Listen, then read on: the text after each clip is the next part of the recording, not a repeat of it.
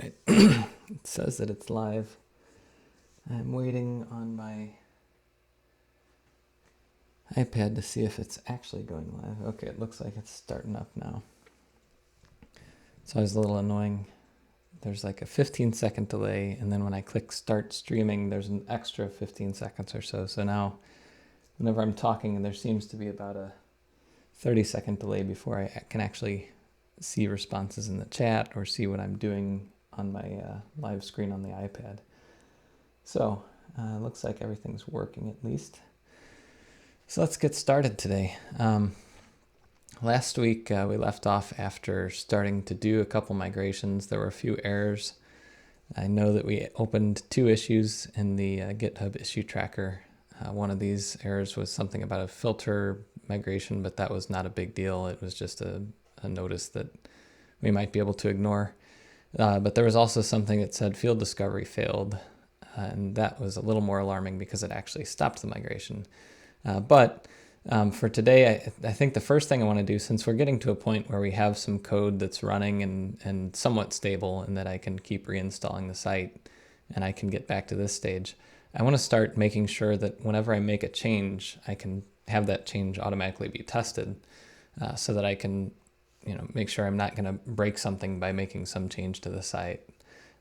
Eventually, in this streaming series, I might or might not get into doing some testing with Behat or other tools. But for now, the main thing I'm going to do is just get something running that runs anytime I commit new code to the site. And there's a few different tools I've used in the past. A lot of times I'll use Travis CI, which is integrated with GitHub. I use that for almost all my open source projects. It's been around forever. It's very reliable. It lets you run basically a VM or a Docker image inside of a CI environment to do whatever you want with. And I use that for instance, the Honeypot module, GitHub Gearling guy. If I go to the Honeypot module, it runs tests every time I do a commit inside of Travis. And there's a little badge that says if the build is passing, which it is, that's a good thing. You can do a lot of different things. I think for Honeypot, I just have one test job run. But for some of my projects, I have more than one test job. I have like one that might run in Drupal 8, one that runs in Drupal 7, one that does this and that, because this module works in different versions of Drupal.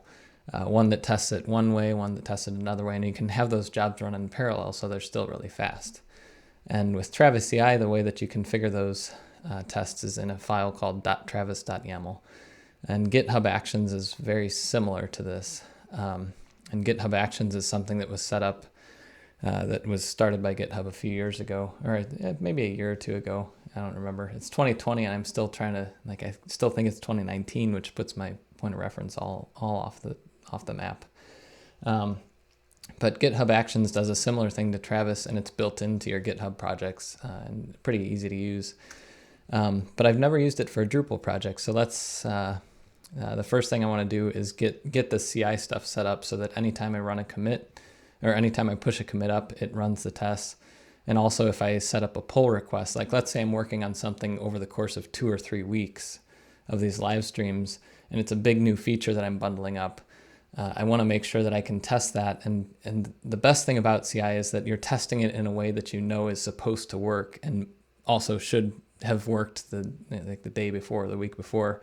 Whereas if you're testing things locally, even though in this README file I have directions for building the container, running the environment, installing, if I copy this wrong, or if I do one thing, like if I paste it in and then I go here and I click on the wrong button in the admin UI, I could be setting up an environment that's not actually a clean environment, and my test failure might be because of something I did and not because of something in the code.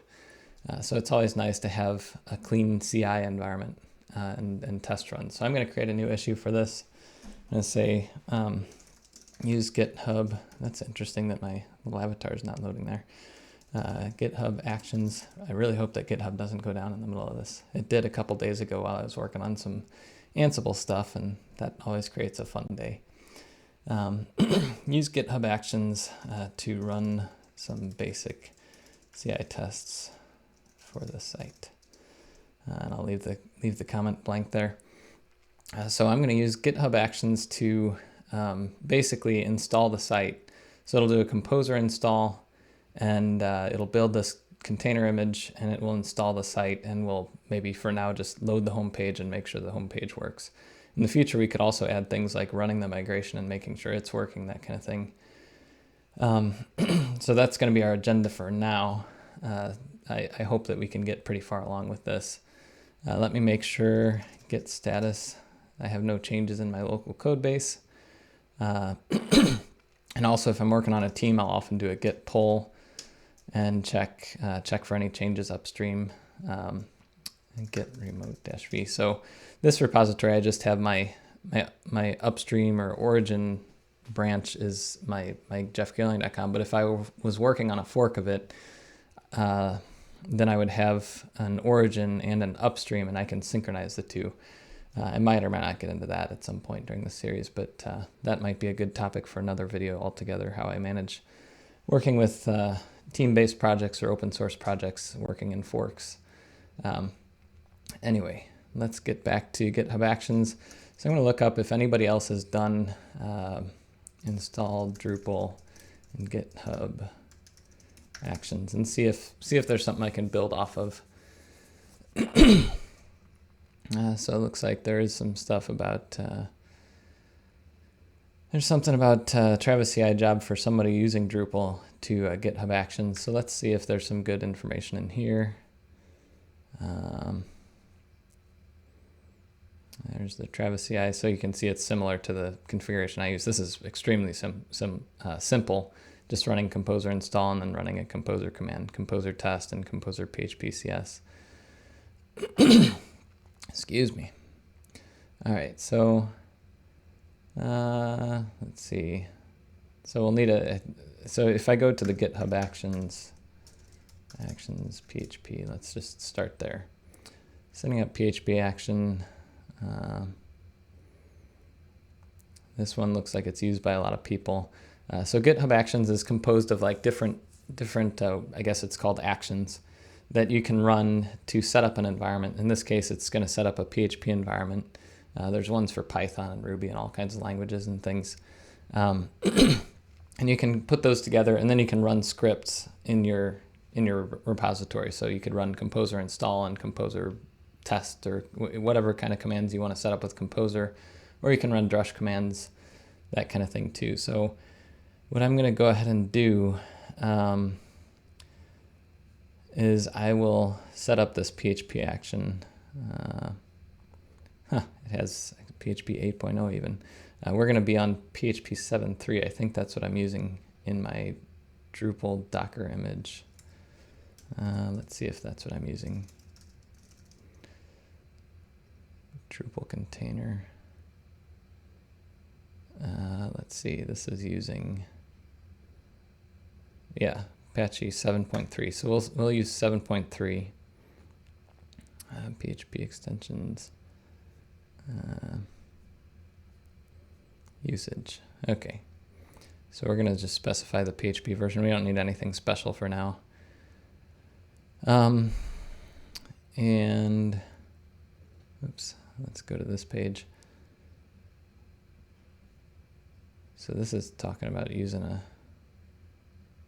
it's an interesting thing. I've never used this weird interface, or maybe that's like an image or something.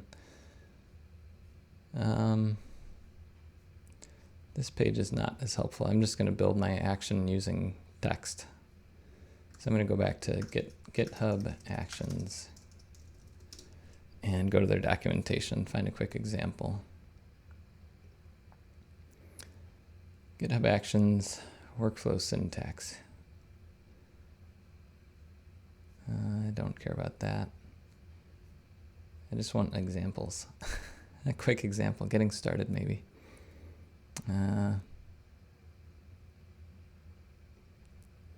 Let's try this. No, I don't want to do that. I just want to do a text action. I know that I need to create a folder called .github. Oops. And I'm actually going to go to one of my other projects because I don't see a quick example for this. Collection KDS community Kubernetes. I set up GitHub Actions for this project. So you create a workflows folder, workflows, and then I have this workflows, new file. We'll call this CI. Oh, my computer's locking up. Here we go. CI.yaml, YML. And I'm going to say jobs install. We'll call this job install. I'm going to delete these. These are things that I used for another thing. The CI.yaml is going to run, it'll be called the CI workflow, and you can set a different name for it if you want. And I'll say on any push to the master branch, and I'll do it scheduled. This is daily, I think, so I want to do this weekly. Cron syntax for weekly. I think it's like hours. So there's an hour, there's a day of the month. This might be weekly, actually. I think this is like every Sunday. And I want to run this CI job on any pull request against the repository. And so I'm going to run a job called install, and I'm going to run it on the latest version of Ubuntu, and I'm going to set up, let's see, I'll do a PHP version 7.3, and I'm going to create a little space here. Steps. So first I'm going to check out the code from my repository into the path. We'll call it jeffgeerling-com. Set up PHP, and then we're going to say, actually we don't need to check out v2 I'll use instead of v1, and I don't need to check it on a specific path. Set up PHP at this version with PHP version. That's, what is it, with PHP version, and that's good, 7.4, so we're doing 7.3, and this is set up PHP at v2, so I'm just going on this right here. We might need to add some extensions, we'll see. I don't need any of those yet.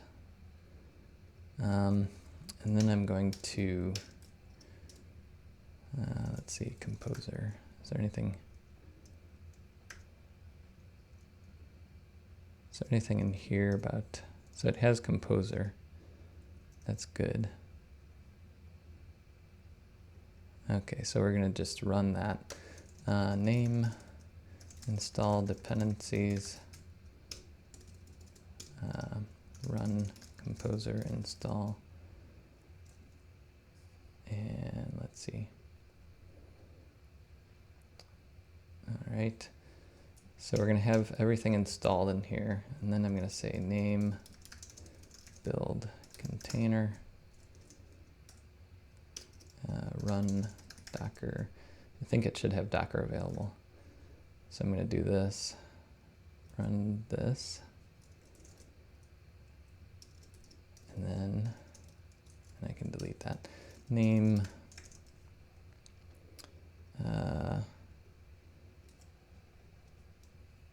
we'll say, now this is probably going to fail the first time we do this. Start Docker environment, run that, because we're going to need to put a pause or put something in here to wait for the database to be available. And then finally I'm going to install Drupal. Name install Drupal. Run. Now I'm going to use, so this is YAML syntax, and actually it's interesting. Drupal uses YAML for configuration, so this is all YAML. Ansible uses YAML for automation. Kubernetes uses YAML for definitions of everything in the system, and GitHub Actions uses YAML. YAML is kind of eating the world, and Juan says he doesn't see well. I don't know if that's a problem on, let's see, on my iPad I can see it kind of okay. It looks like I'm a little bit behind my head here, so let me move this out so you can actually see it better. Sorry, I don't have enough monitors to be able to see exactly what everyone else is seeing in real time. I'm affected by that 30 second delay. Hopefully you should be able to see this a little better now. Anyway, YAML has some little idiosyncrasies, I guess you call them, where you can define text in different ways. If you have after a colon, so there's a key and then a colon and then a value. And up here, it's funny, I put on in quotes because it's a string. If you don't do that, YAML actually identifies that as a Boolean value, as true, because on and yes and true and one all mean the same thing. So I just am explicit sometimes and put things in quotes.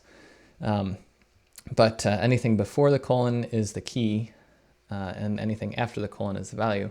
And an interesting thing to note about YAML, if you don't know this, is all JSON is actually valid YAML syntax, because YAML was created to basically take JSON and make it more usable for human beings. Because the one, in my opinion, the best thing about YAML is you can put comments in it, like this is a comment, which you cannot do in JSON. So a lot of people were starting to use JSON for configuration and things like that. And the problem is there are some values that you're like, this is stupid, why is this value this way? And there would be no way to put a comment in your JSON code. So there was no way to document what you were doing with your configurations.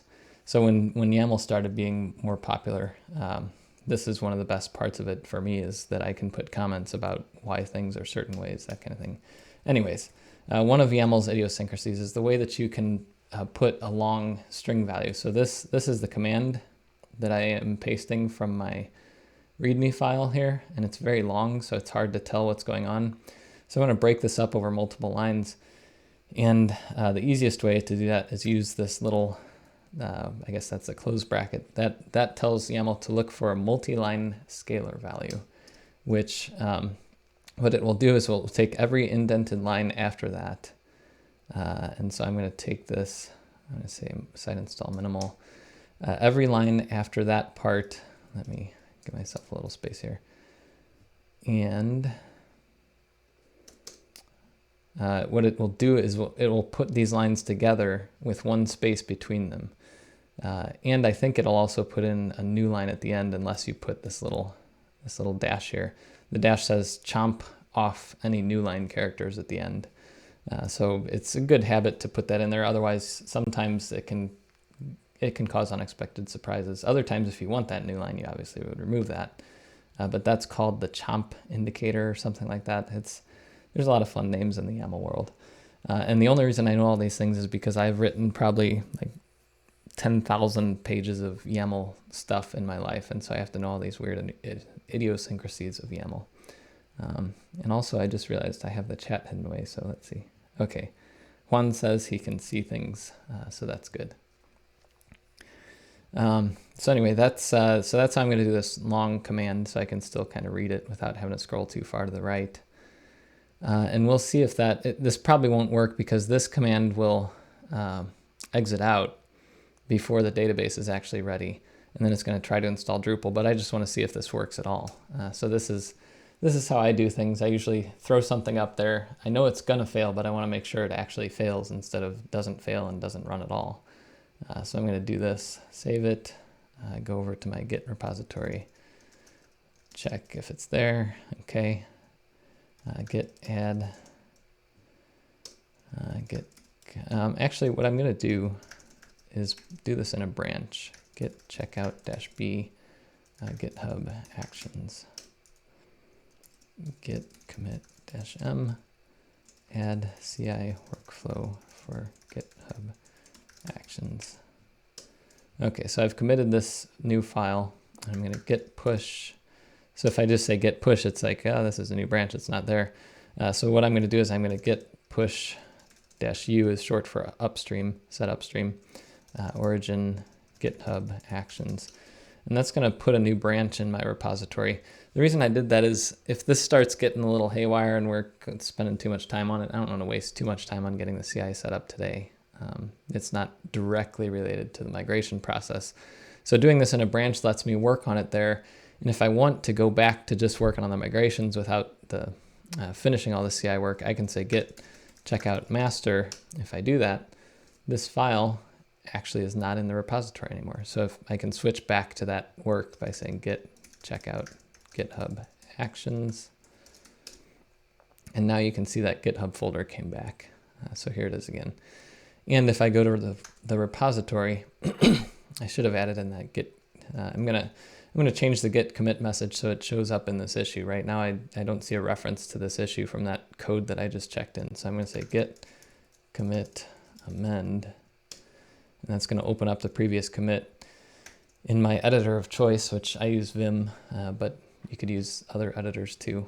If you're in Vim, I goes into insert mode, and then you can say issue number 9, and then escape to get back into like the command mode of Vim, and then say : write and quit WQ, and that changed the commit message. Now if I say git push, it's going to say I can't push because it's a different history, because I just changed the history in my local Git repository, and the repository on GitHub has that previous commit message. So I'm going to say git push -- force, and you should almost never do that unless you really know what you're about to do. But for changing a git commit message on a private branch in a private repository, I'm pretty safe doing that. The cool thing about that is now if I refresh this page, it should show me that there's a commit related to this issue, which it does. And I'm not seeing, usually if there's an action running, it'll show a little dot here, and I'm not seeing that. So I'm going to go to actions. And let's see. Why won't it pick that up automatically?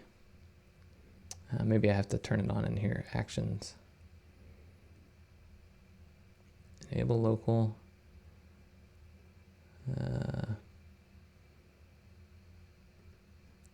Well, it seems like it should be set up. Maybe, oh, you know what? The reason it's not is because I didn't push it to master. It's not on a schedule yet because it's not in the master branch, and I don't have a pull request. So I have to set up a pull request for this. Fixes number 9. So I'm creating a pull request from that branch to my master branch. And now it should start running this GitHub action. Let's see. Usually this picks up after 10 seconds or so. There it goes. Okay, so see now it's doing CI, the CI workflow, installing PHP 7.3. And if I go to details, I'm opening that in a new tab, it should show me what's going on. And we'll see. A cool thing about GitHub Actions is it's free, just like Travis CI and I think Circle CI and some others. It's free for all open source projects. And something really good is this little spinner that's spinning around. For the longest time, that spinner was actually like 1/10 of a pixel off, so it would wobble around, and I hated that so much. So they fixed that. Good job, GitHub. Anyway, it's free for public repositories that are open source or have some sort of open source license.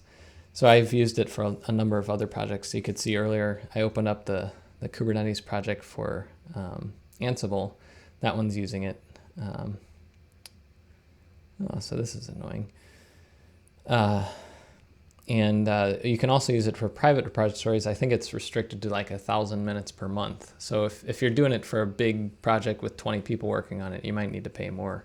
But otherwise, it's free for private repositories. So this is saying that this GitHub action was not found, set up PHP. And yet, PHP, oh, you know what? I have the wrong, I have actions set up PHP. Let's just do a search and make sure that this is the best one. I think this will be, but PHP. So there's a few other ones here.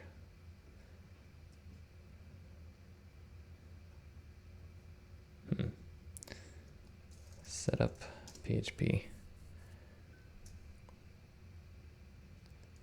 So there's these two. This one has 1 star, so it's not, and it's only 0.0.1. That one doesn't look quite as well used.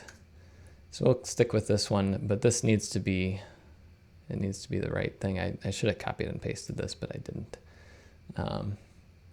Okay, so we're going to set up PHP, fix that, git diff, make sure that's the only change, git add all git commit -m issue number 9. Use the correct PHP setup action. Git push. Can't spell today. All right. So this should hopefully work this time. If I go back here and refresh, should pick it up pretty soon.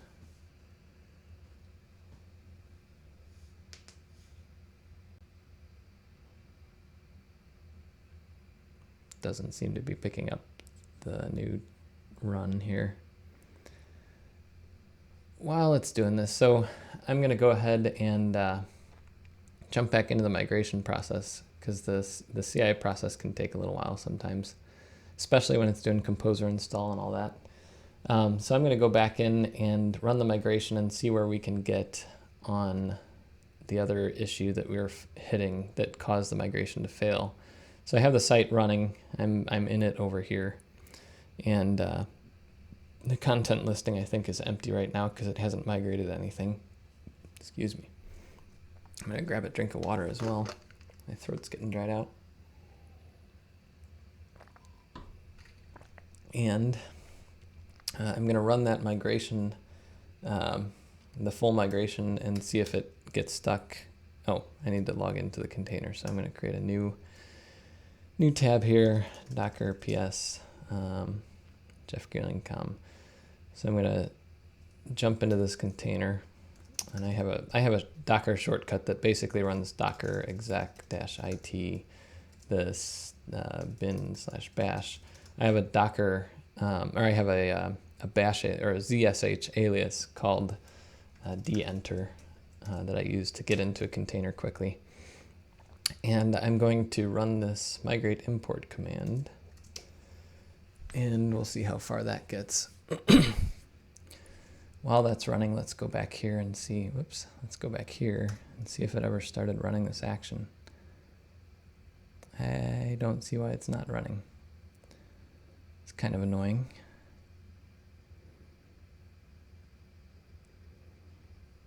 I don't know why it's not, but as I said, that's why I did this in a branch, because I can debug this stuff later.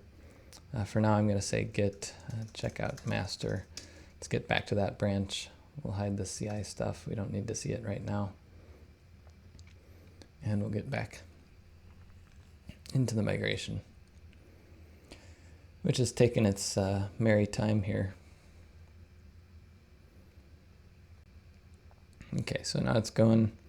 So this filter null thing too, I opened an issue for that. I think I did a quick Google search last week, and it might be a bug in the migrate update module. So let me take a look at that.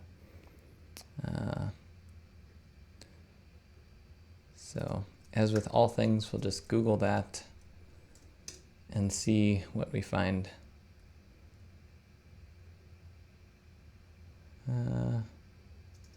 So let's see, there's a couple open issues here. Looks like it's working on something, maybe the blocks, maybe the block migration right now. All right, so this is something, this is an old issue, so let's see what the latest is on it.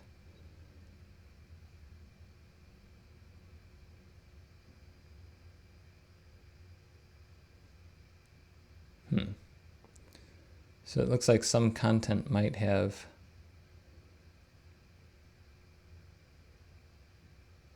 interesting. And to resave the full HTML text format to restore body fields.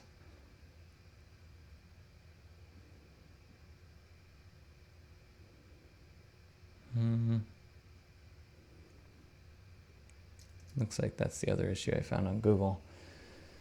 Let's see here.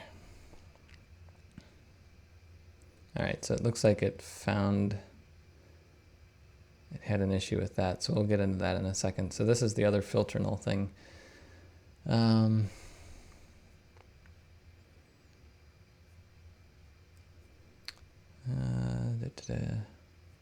it looks like everybody's saying they had to resave the HTML, full HTML format. So 2 months ago, this might have been fixed.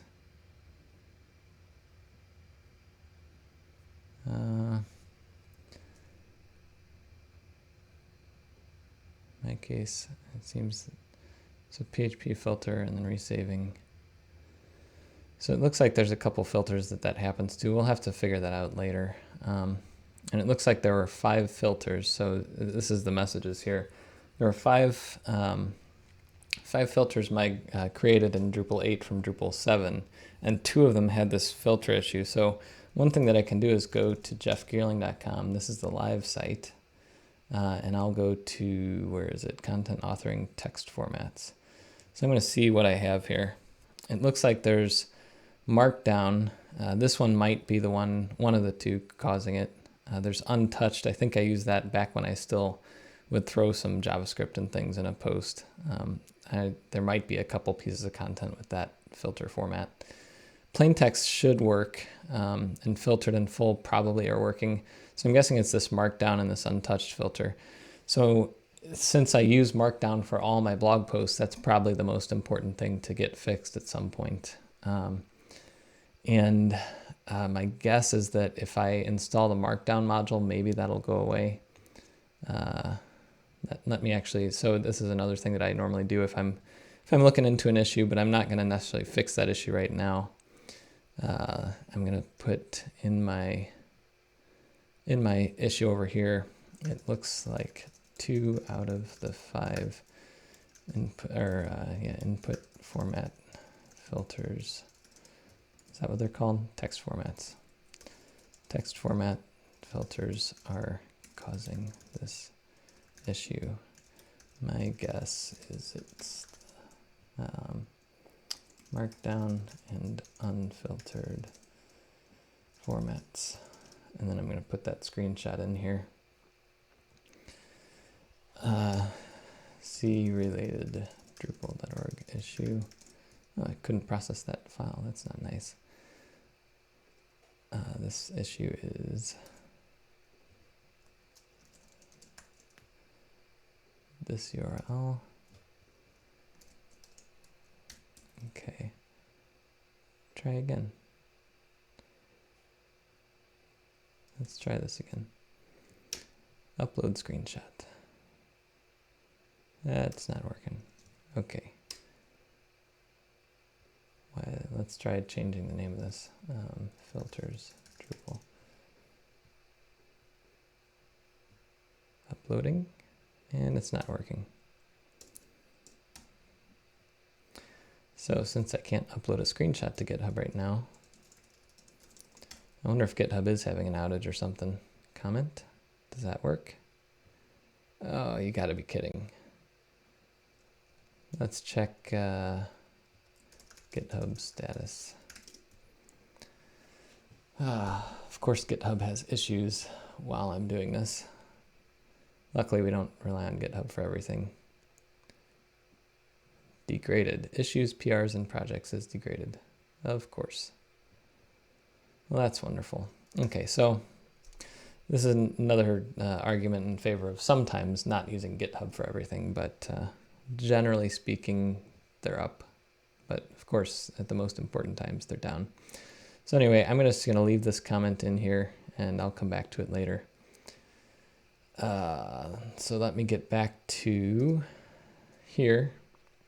So we'll look into that issue later. For now, we're going to start looking at this issue. Field discovery failed for Drupal core.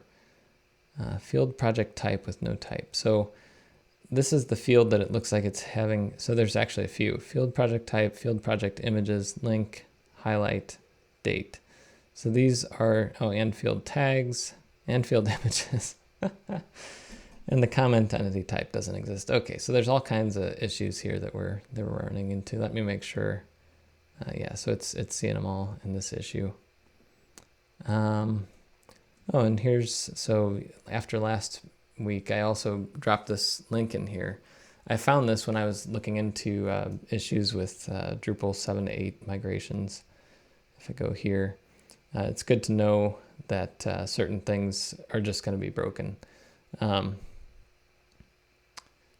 So there's like some notes about article content type, about PHP filter, plain text fields. So this is interesting. This might also be related to that null issue that we're seeing. Views are not yet migrated. Oh, that's kind of annoying. I thought that they were, so we'll have to migrate those views manually, it looks like, or try this views migration.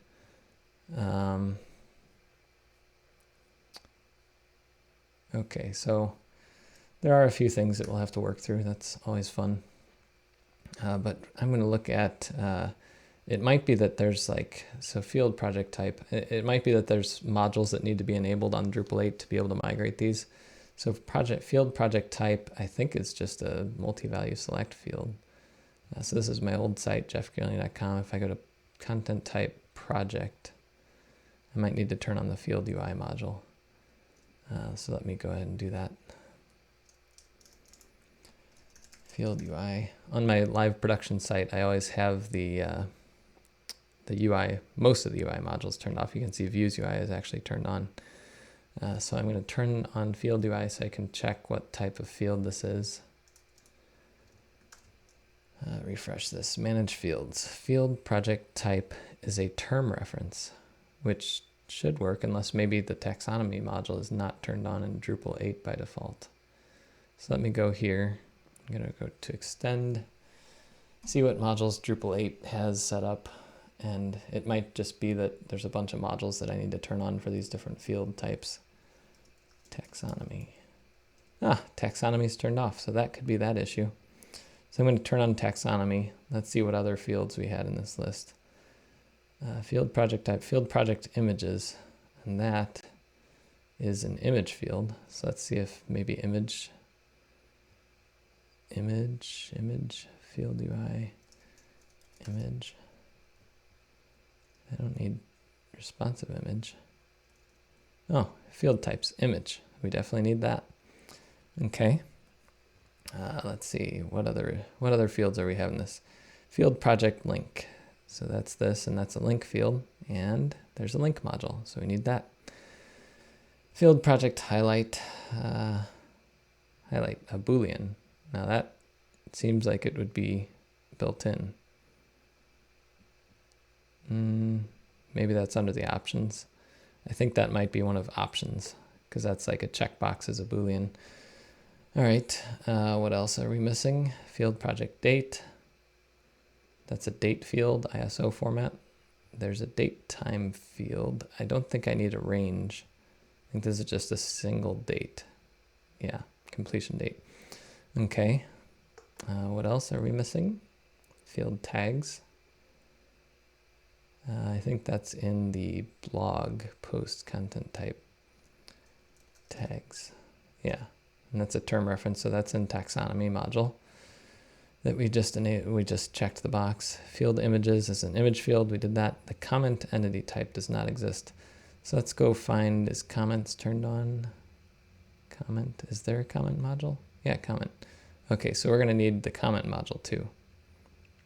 And I'm wondering if I will also need to rerun the drush migrate-upgrade command to get migrations for comments, because comment migration would need to be a prerequisite for the node migration since nodes have comments on them. So I'm going to install those new modules that it looks like are needed for this. Hopefully that doesn't fail. And I'm just going to do another git status to make sure I'm on master. I am, and there's no changes. So what I'm going to do is I'm going to enable these modules, and then I'm going to export the configuration so that my code base has all these new modules enabled in the configuration, so that when it runs in CI and other places, it'll be testing for that. And of course, the modules page is probably the slowest page on this entire site, so that'll take a minute to load. Let me check chat and make sure there's no questions. That's good. And I'm going to check. Okay, I was just checking. Somebody slacked me a message and I have notifications turned off on my desktop. Just making sure it's not like somebody died and I need to help them or whatever. And it's not, so that's good. All right, 6 modules have been enabled. I'm going to export that configuration. This is the command to do that, basically drush config export or drush cex -y. That exports all the configuration for the whole site to the config directory. And then once it does that, I'm going to check with git diff to see what it changed. It should just be adding those modules to like system dot something. I forget what the configuration for that is. It's like system dot extensions. No, system dot something. Let's see.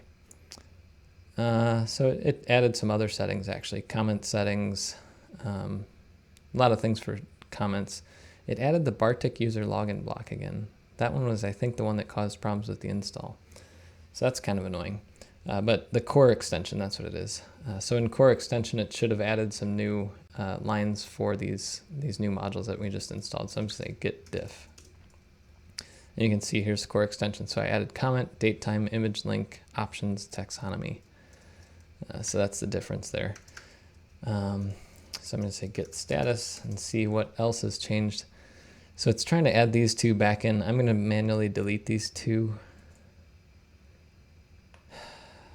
because they caused problems last time. rm-f, that, and this. Git status again. Okay, so those two are gone. I'm going to add all these. Git commit -m. And this is, I'll put an issue reference in here. Issue number 8, enable field related modules. Git push. Okay, so those are up there. And if GitHub's working, it'll show this. If it's not, oh, this is fun. GitHub looks to be like completely down at this point. Daniel says the lack of theme is killing him. Yeah, we'll get there soon. All I want to do is get some content up there. Once I have content, then I'll start theming. I'll at least give it a dark mode. Like if you can see, jeffgeerling.com is in dark mode, so you can actually see things nicely laid out.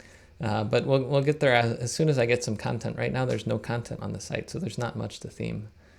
So we'll get there. Okay, and it looks like, let's check GitHub status.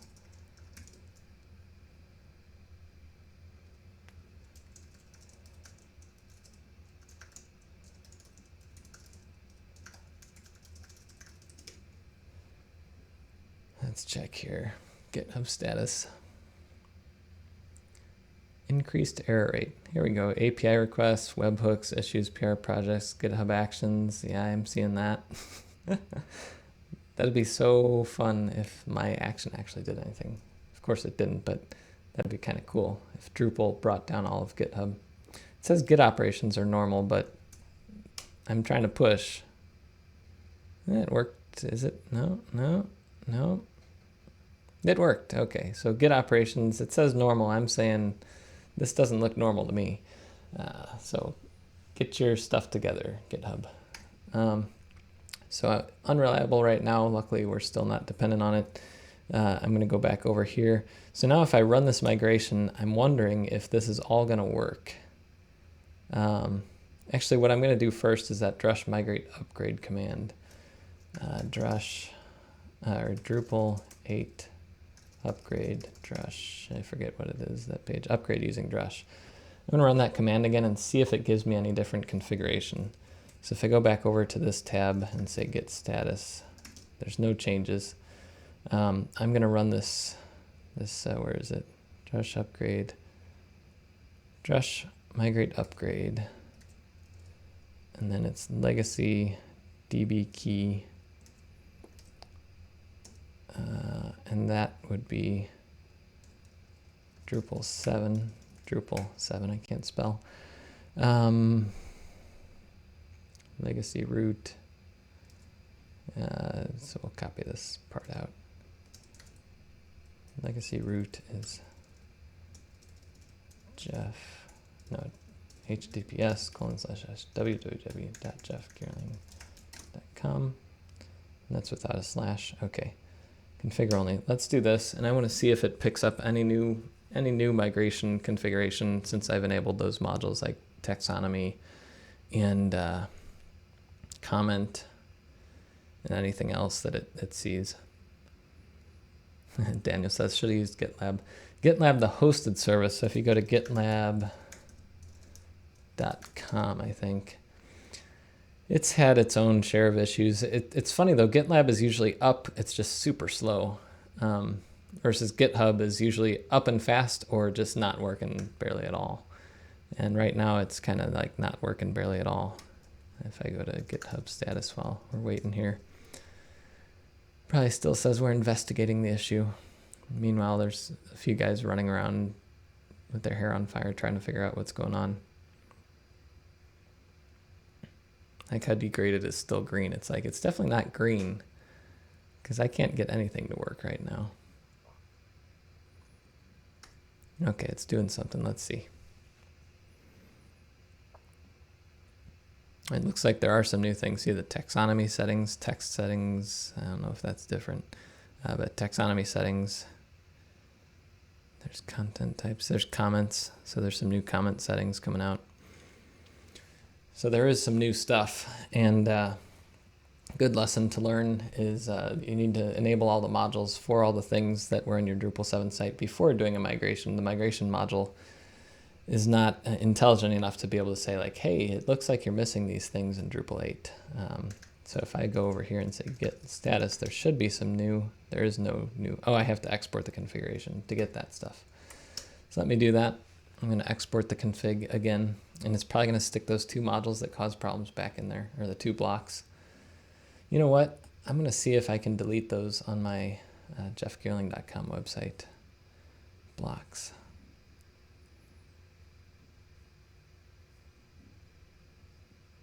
I don't know.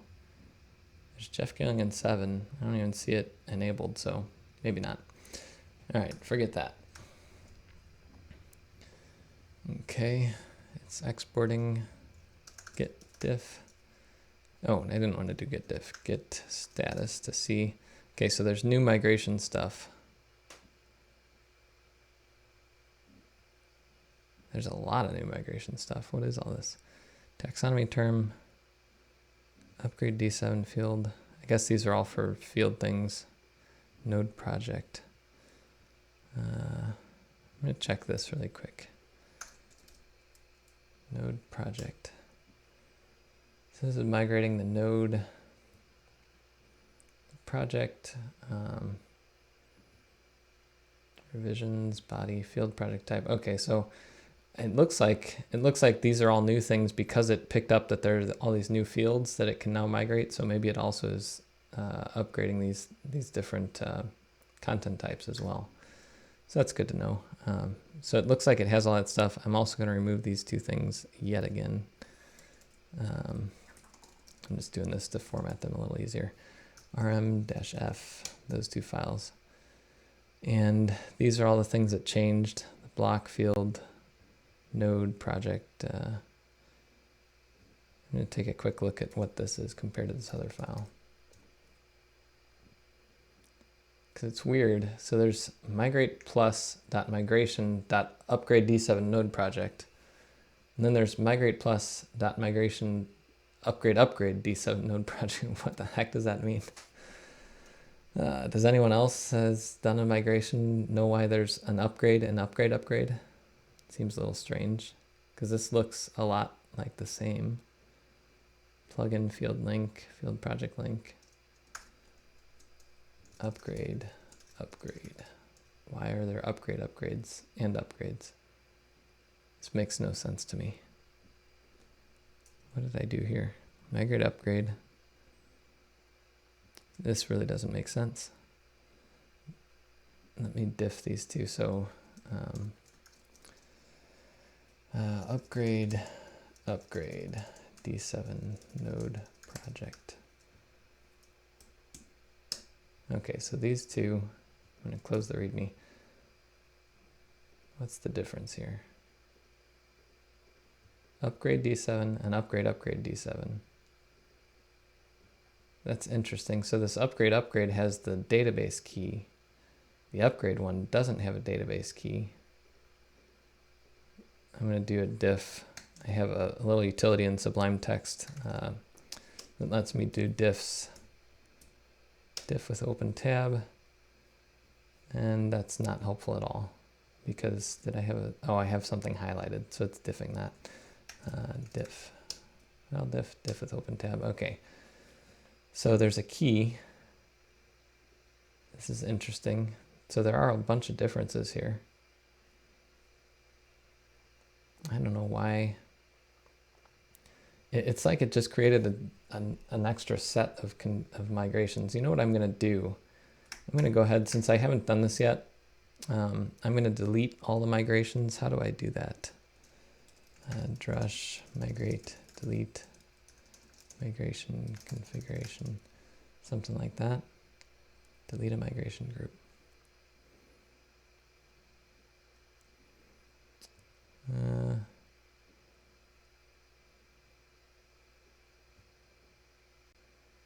So this is closed as won't fix.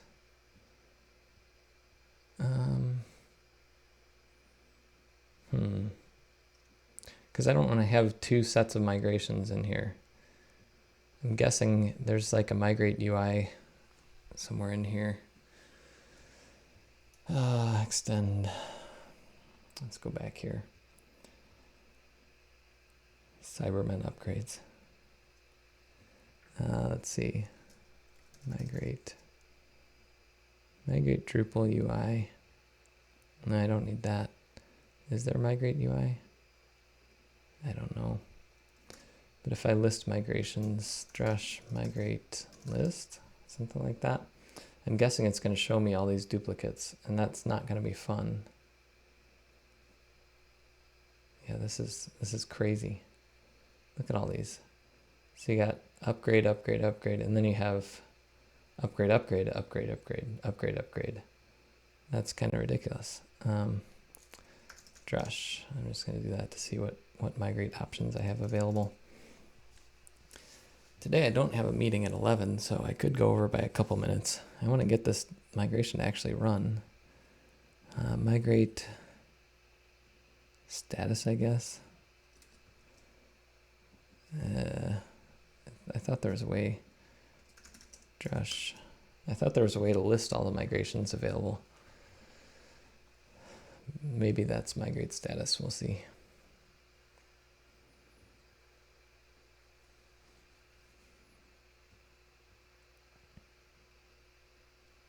We'll see someday. Maybe GitHub being down. Okay, here we go. So let's see. It's seeing migrate Drupal 7. Yeah, it's showing. Oh, this is really annoying. So for some reason, since I enabled those new modules, doing the migrate upgrade, you know, I wonder if this migrate upgrade command. I wonder if this command is every time you run it, it creates a new set of migrations. Let me check that and see if that's true. If that's true, then it's not really necessarily a bug, but it's kind of annoying because sometimes you need to generate new upgrade migrations. Like for instance, when I enabled new modules, I needed to add the migrations for those new modules. And I'm guessing maybe it will, maybe after doing this, I'm going to have a bunch of upgrade things. And if I did it a fourth time, I'd have upgrade.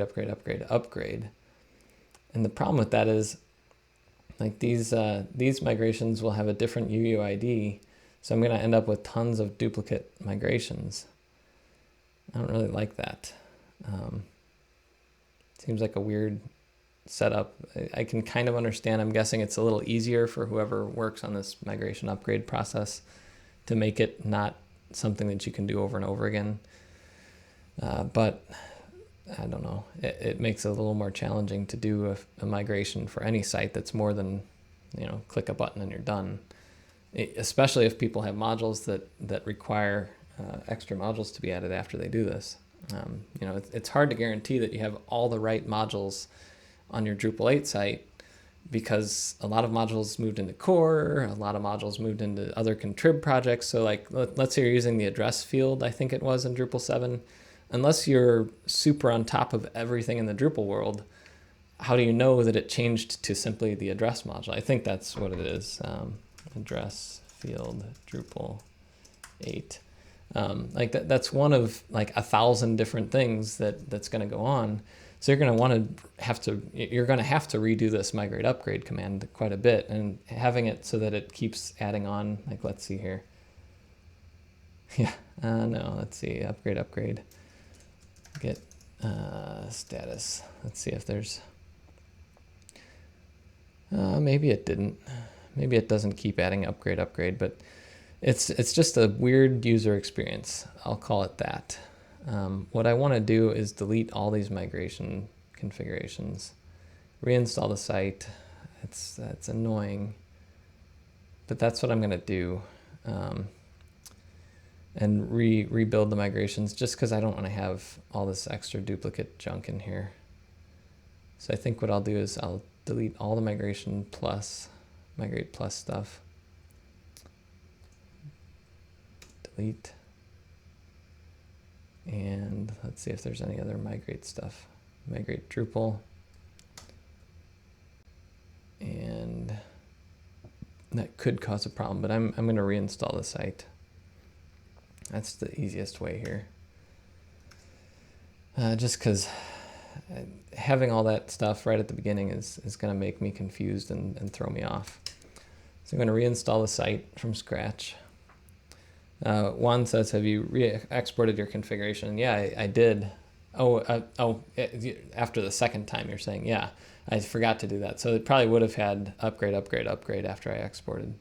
Anyway, the point is that's a gripe I have with this process. You know, if you let something automate it for you that you don't have full control over, there's unexpected surprises sometimes, and that's going to be one of them. Looks like I'm going to end up, if I have another problem, I might have to do this again. It's a little annoying, but I mean, the nice thing is about all this is that I'm getting all these migrations written for me by this module, whereas in the past, I remember sitting there and having to define all the source fields, and then you'd have to define all the destination fields, and then you'd have to define like the source mapping to the destination. This is not PHP because it would not run. And then you had to define like some functions for translation of the fields.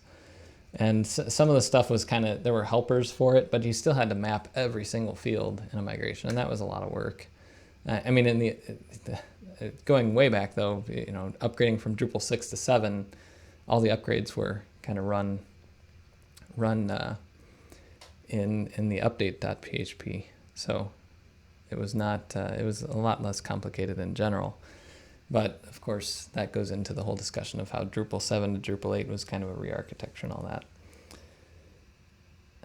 Yeah, Juan says, it should have an option to not prepend update. It should. The difficulty is that each time it does that, it's creating new UUIDs. It's really hard to say that word. Universally unique identifiers for each migration. So it can't like merge it with an old one. I'm guessing that's what it's doing. And so it's hard for it to be able to track all that.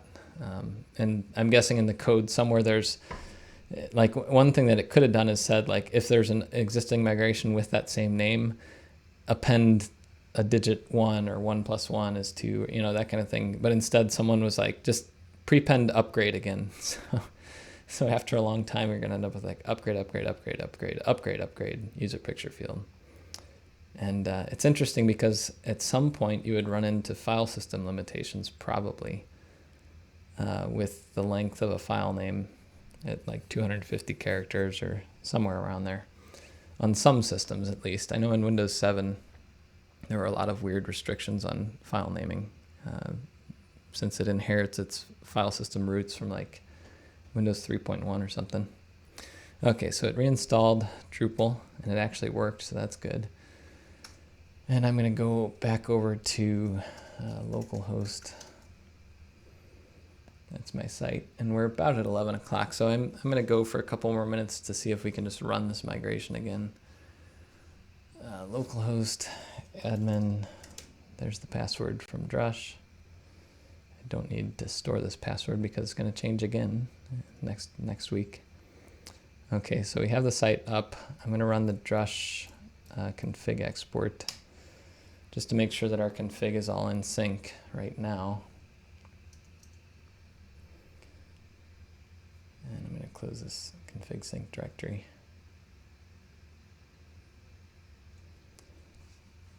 Hopefully this shouldn't take too long.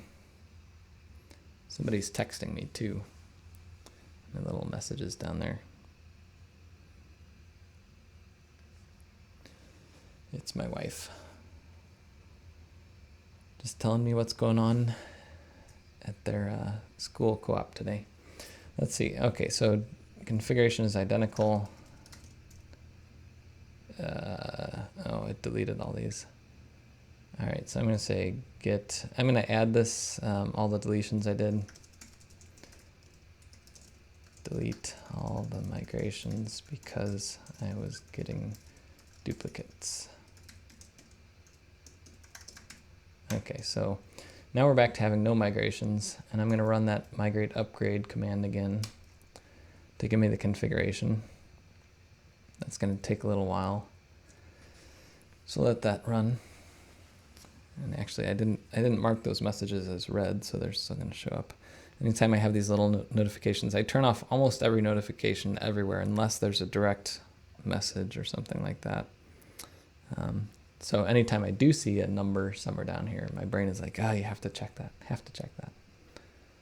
And so I did. All right, it's exporting all these migrations again. And once it's done, we'll check and see. It looks like they're all just upgrade underscore, so that's good. Git status. Oh, I didn't export the configuration, so I'm going to do that. Config export.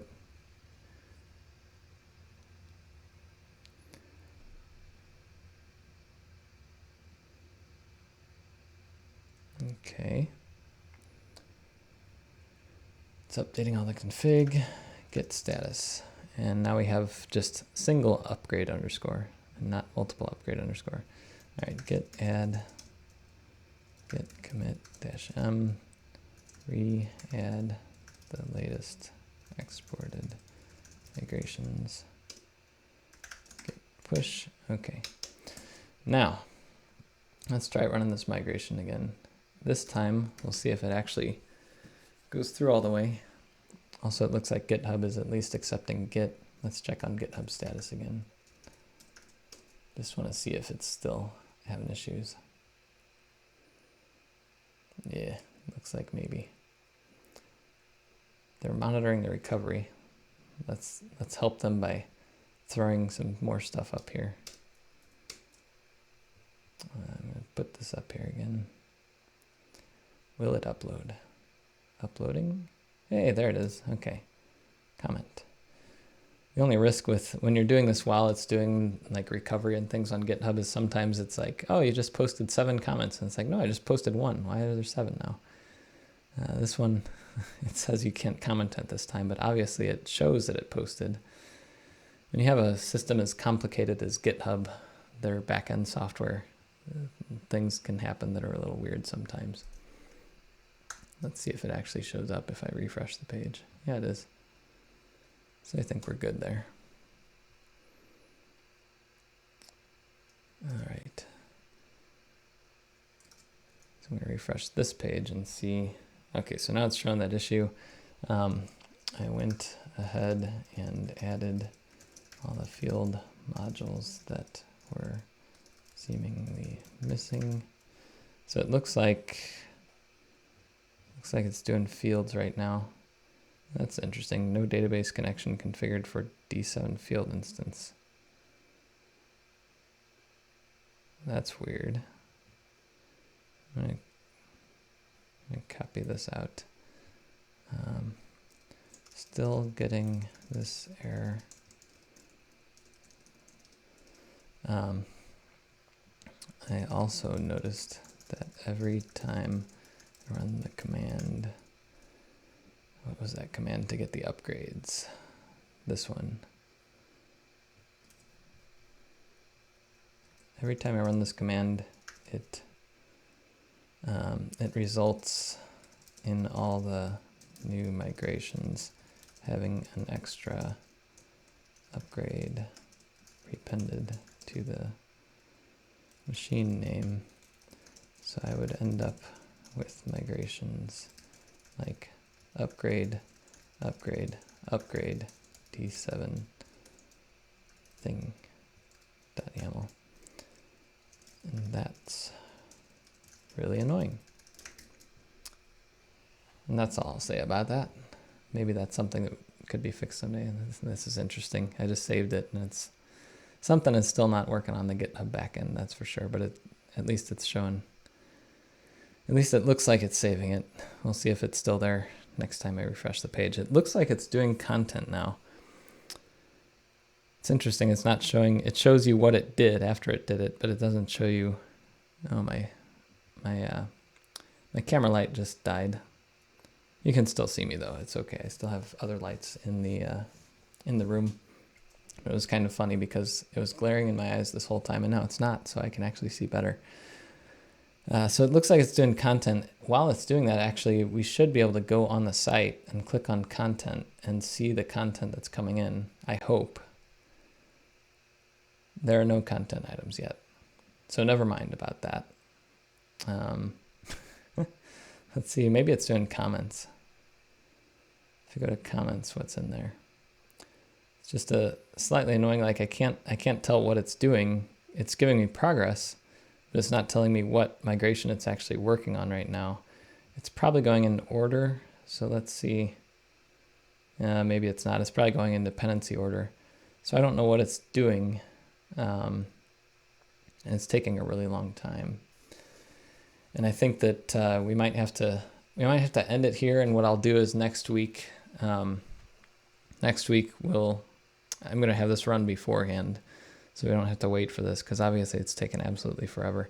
You know what it's actually doing? I'm 99% sure it's migrating the images. Because if I look up here at my network activity, it's showing a lot of download. I wonder if there's a way I could get it to skip the images or to do placeholders or something, because what it's doing is it's downloading every picture from jeffgeerling.com through the internet to the local file system. So there's two things that are slow about that. One is the internet's not super slow. I have a 300 megabit connection, but each file has to be downloaded separately. So that's a little slow, but also it has to be written to the file system. So if I go in here to websites, default files, yeah. So see how it's downloading these files. It's like, here's a pink tulip. It's downloading these files off of the internet into these folders. Apparently there's some old images too. It must be starting from the beginning and going down. Here's a bunch of other files in my thing here. And after it downloads the file, it writes it. Docker has to translate that into the Mac OS X FS file system, which is slow. And then it also has to create the database records for that file through Drupal's API. And that's why this is taking so long. So the content migration will probably be a lot faster than this file migration. However, I'm just going to let this run. And at the end of the migration, I will cut it off. I'll take a screen grab of this of the terminal window so I can show it next week when we start. And we'll see if there are any other errors that we have to work through. We're probably going to have to fix this at some point, especially if it's the markdown filter, because my blog posts won't show up if that's not working. So that is all I have today. And I will see you again next week. Looks like no other questions in chat. So thanks for sticking around for a few extra minutes today. And next week we'll get back into the migration, and maybe at some point we'll actually start theming, because we'll have content to work with. And in that case, Daniel will be much happier, because it won't be so full of ugly plain white and these kind of table headings that are impossible to see what's going on. And also, if you are interested, so there's a question: have you considered migrating your images to a media library? That is a good question. I do want to do that at some point. I don't think I'm going to do that as part of the upgrade process, just because The media module is now stable in Drupal 8 and it works well and it's integrated with the editor. A lot of good things about it. Like you can drag and drop images into Drupal, which is really fast and helpful compared to what I still do, which is click a button to upload an image, drag it into the window, click upload, and then insert the file image URL into the thing. You know, it's just a lot of work. But I will probably do that in the future, and maybe I'll do a video on it. But for now, for the migration, I'm just going to do it one for one for everything. Otherwise, the video series will probably end up being, you know, like 40 or 60 episodes, and I want to get this done in maybe 8 to 10 episodes, and have the end be basically pushing everything live. And then from there, you know, I'll be making some improvements with Drupal 8. But good question. And if you want to keep seeing these things and want to make sure you don't miss one live, make sure you click the subscribe button and the notification bell below. As I said before, I never do that, but I tell you to because it helps me getting my subscriber count up, and that can help with, instead of making like $6 a month, I could make like $6.30 a month. That would be amazing. And I will see you next week, and follow me on Twitter. I usually post the link a little bit beforehand each week there too. That's a little less high impact than having to sign up for a YouTube account if you don't have one already. I will see you next time.